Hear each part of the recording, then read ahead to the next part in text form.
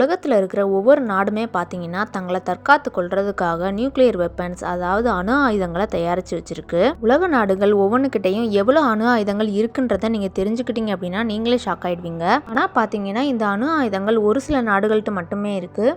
அதை ஃபுல்லாக தெரிஞ்சுக்கிறதுக்கு இந்த வீடியோ ஃபுல்லாக பாருங்கள். மேலும் இது மாதிரி தகவல்கள் தெரிஞ்சுக்கிறதுக்கு நம்ம சேனலை சப்ஸ்கிரைப் பண்ணிக்கோங்க.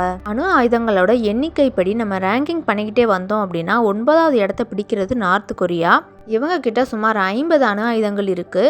8வது இடத்துல இருக்கிறது இஸ்ரேல். இவங்க கிட்ட 90 அணு ஆயுதங்கள் இருக்குது. ஆனாலுமே இது அதிகாரப்பூர்வமாக அறிவிக்கப்படாத ஆயுதங்களாக இருக்குது. 7வது இடத்த பிடிச்சிருக்கிறது பார்த்தீங்கன்னா பாகிஸ்தான். இவங்க கிட்ட சுமார் 170 அணு ஆயுதங்கள் இருக்குது. 6வது இடத்துல பார்த்தீங்கன்னா இந்தியா இருக்குது. இந்தியா கிட்ட 180 அணு ஆயுதங்கள் இருக்குது. 5வது இடத்த பிடிச்சிருக்கிறது யுனைடெட் கிங்டம். இவங்க கிட்ட பார்த்தீங்கன்னா 225 அணு ஆயுதங்கள் இருக்குது. 4வது இடத்துல இருக்கிறது பிரான்ஸ். இவங்க கிட்ட பார்த்தீங்கன்னா 290 அணு ஆயுதங்கள் இருக்குதான். இப்போ நான் சொல்ல போகிற 3 பிளேசஸ் தான் ரொம்ப முக்கியமானது.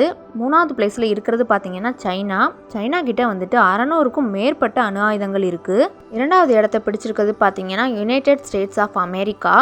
இவங்க கிட்ட பார்த்தீங்கன்னா சுமார் 5200க்கும் மேற்பட்ட அணு ஆயுதங்கள் இருக்குது. என்னடா அது அமெரிக்காவே 2வது இடத்துக்கு போயிடுச்சு அப்படின்னு நீங்கள் ஆச்சரியப்படலாம். பார்த்தீங்கன்னா ஃபர்ஸ்ட் பிளேஸில் இருக்கிறது ரஷ்யா.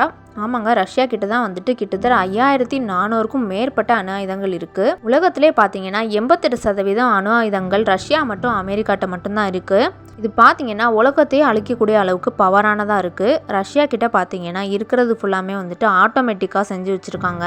எக்ஸாம்பிளுக்கு பார்த்தீங்கன்னா ஏதாவது ஒரு கண்ட்ரி ரஷ்யாவை அழிச்சிருச்சு அப்படின்னாலே யாருமே இல்லைனா கூட அந்த அணு ஆயுதங்கள் ஆட்டோமேட்டிக்காக செயல்பட்டு இருக்கிற எல்லா கண்ட்ரிஸையும் அடித்து தரமாட்டம் ஆக்கிருமா.